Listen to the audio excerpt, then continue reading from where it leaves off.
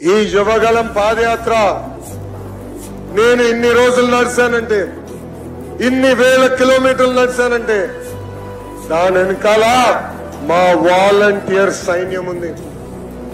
400 మంది వాళ్ళ కుటుంబం కాదని, బంధువులు కాదని నాకు అండగా నిలబడ్డారు.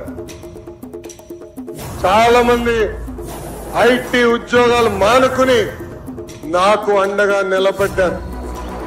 నా పైన బాటలు కాదు కదా, రాయి కాదు కదా, చిన్న ఈగో కూడా వాళ్ళనికుండా నన్ను కాపాడారు.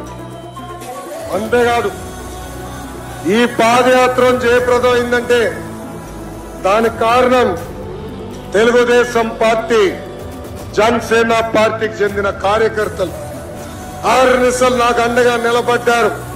నాతో కలిసి పాదయాత్ర చేశారు.